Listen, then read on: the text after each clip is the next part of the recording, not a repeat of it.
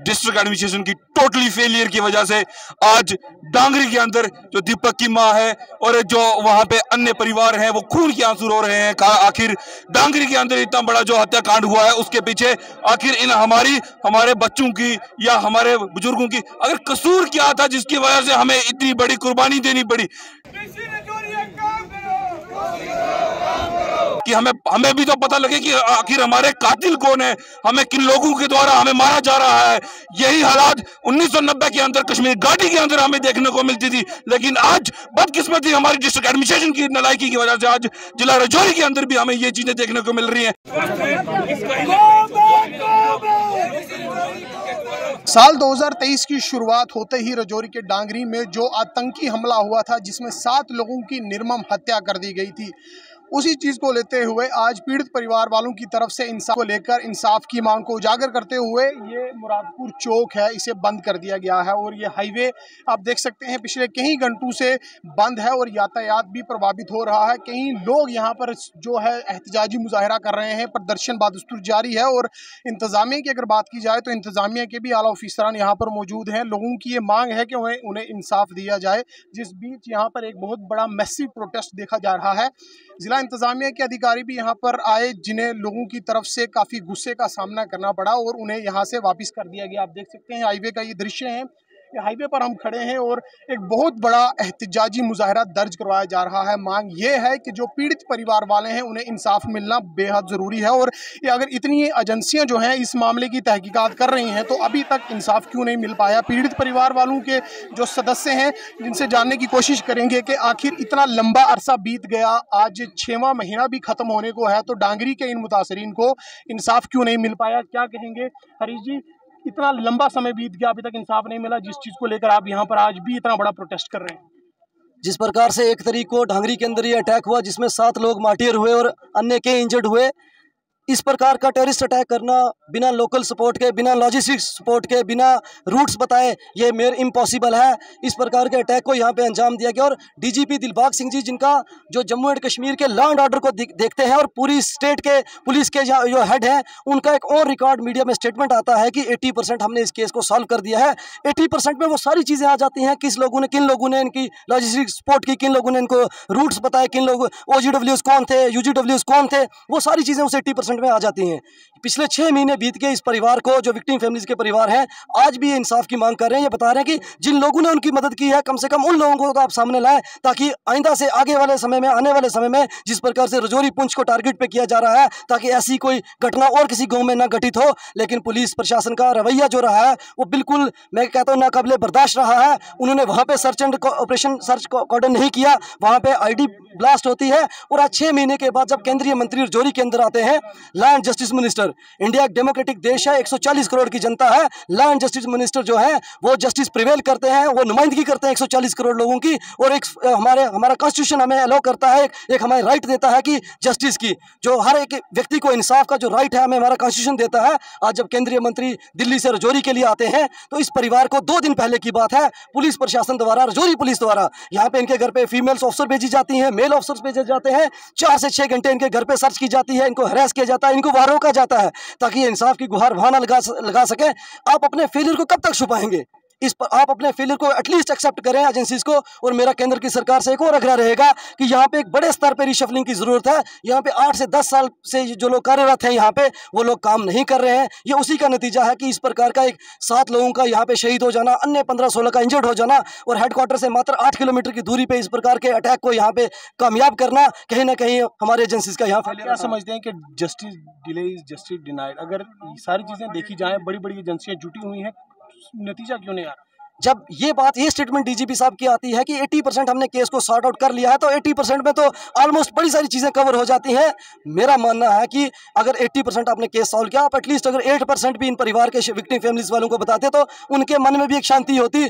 उनके हाथ खाली हैं, उनके जो लोग यहाँ पे कार्यरत थे उन्होंने सही तरीके से काम नहीं किया। अगर उन्होंने काम किया होता 2 तारीख को वहाँ पे आईडी ब्लास्ट नहीं होती। उसके बाद भी अगर उन्होंने काम किया होता, ढांगरी के एडजॉइनिंग एरिया, मैं उसी 1 किलोमीटर के अंदर रहता हूँ, हमारे घरों का सर्च नहीं किया गया, उस 1-2 किलोमीटर के अंदर कहीं भी कॉर्डन सर्च नहीं किए गए। ये नेग्लिजेंसी है, ये फेलियर है। अपने फेलियर को एक्सेप्ट करें। हाँ, जो केंद्र की सरकार ने एक काम किया कि ट्रूप्स की मोबिलाइजेशन यहाँ पे की कि लोगों के बीच में जो ये माहौल था कि जो आतंकवाद के बाद ये इस प्रकार की घटनाएं फलियाना के अंदर घटित होने के बाद, वहाँ ढांगरी के अंदर घटित होने के बाद एक डर का माहौल था। उसके बाद जो सीआरपीएफ की ट्रूप्स की इन टाइम मोबिलाइजेशन हुई कि लोगों के बीच विश्वास बहाली की जाए, केंद्र की सरकार ने वो काम किया। उनसे पुनः एक आग्रह है कि यहाँ पे जितनी भी रिशफलिंग पॉसिबल है, ये लोग यहाँ पे जो कार्यरत हैं, रिबन काट रहे हैं यहाँ पे बड़े बड़े शोरूम्स की ओपनिंग करने के लिए, ये उस चीज़ के लिए नहीं है। ये लॉ एंड ऑर्डर को मेंटेन करने के लिए है, ये इस प्रकार की घटनाओं को रोकने के लिए है। करोड़ों अरबों रुपये हमारे इस सेक्टर में खर्च होता है, लेकिन ये कंप्लीट फेलियर है। और अपने फेलियर को छुपाने के लिए आप उस विक्टिम फैमिली को हैरेस करोगे, इस प्रकार का निंदनीय काम करोगे।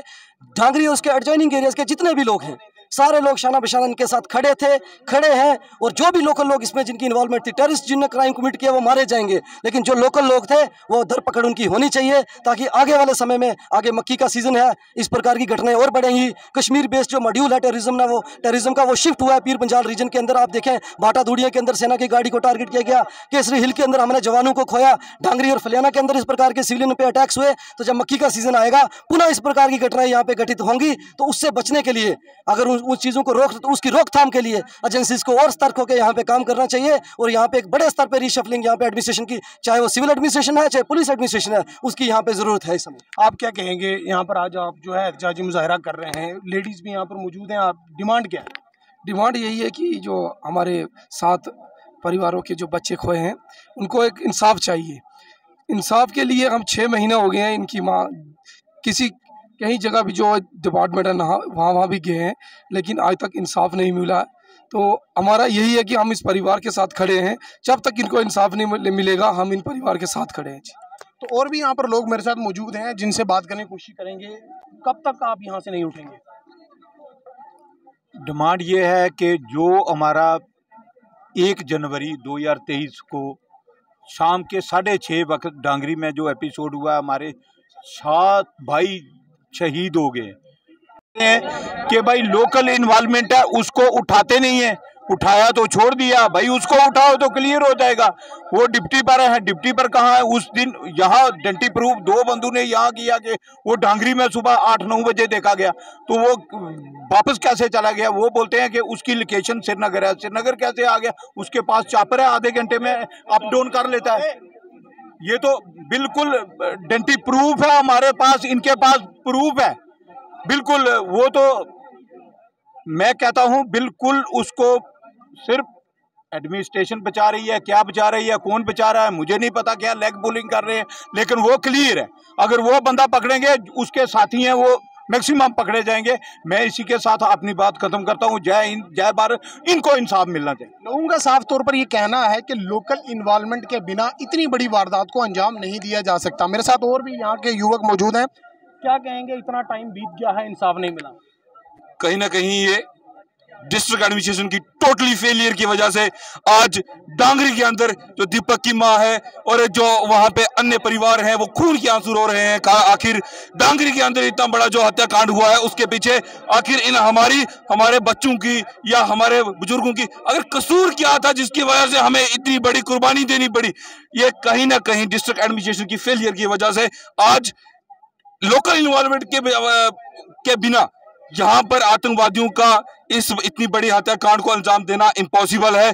कहीं ना कहीं ये लोकल इन्वॉल्वमेंट है, और जो लोकल इन्वॉल्वमेंट है डिस्ट्रिक्ट एडमिनिस्ट्रेशन को इतना चाहिए कि उसको पकड़कर एक हमारे सामने किया जाए कि हमें भी तो पता लगे कि आखिर हमारे कातिल कौन है, हमें किन लोगों के द्वारा हमें मारा जा रहा है।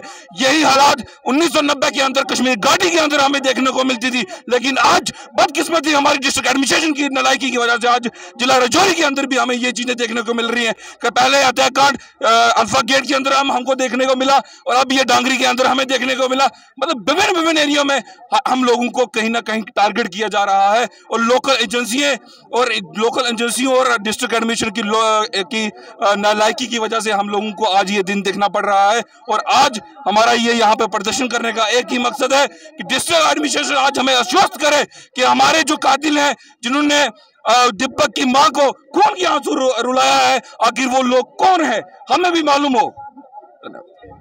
इतना अरसा बीत गया है, एजेंसियां कहाँ है? एजेंसी जुटी हुई हैं। देखिए एजेंसियां टोटली यहाँ जो हमारी यहाँ पे एजेंसी है टोटली उनकी फेलियर की वजह से वो अपने सैलरी लेकर पता नहीं कौन सी दुनिया में वो गुम है, लेकिन उनको कोई मालूम नहीं है। और मैं माननीय प्रधानमंत्री जी से भी इस चीज को निवेदन करूंगा कि जो यहाँ की लोकल एजेंसी हैं उनको यहाँ से बदलकर कोई और यहाँ पे लाई जाए, ताकि हम लोग यहाँ अपने आप को सुरक्षित महसूस करें। जिस तरह से यहाँ पे दिन प्रतिदिन ऐसे हत्याकांड यहाँ पे हो रहे हैं, अत्याचार हो रहा है लोगों पर, हमें इन पे विश्वास नहीं रहा है।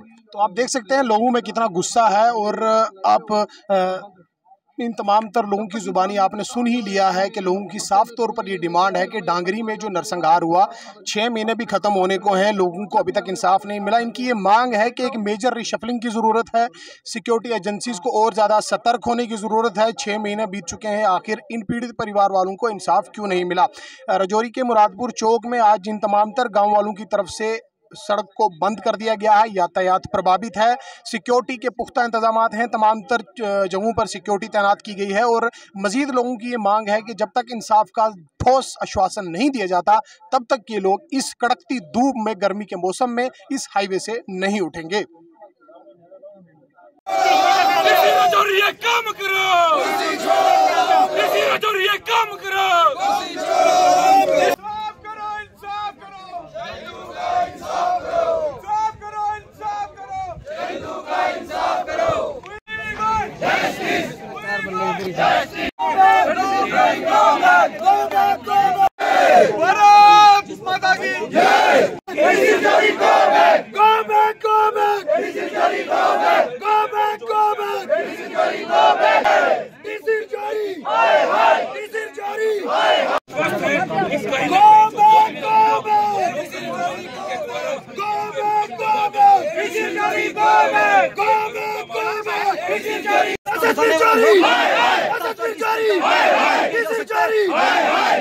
जारी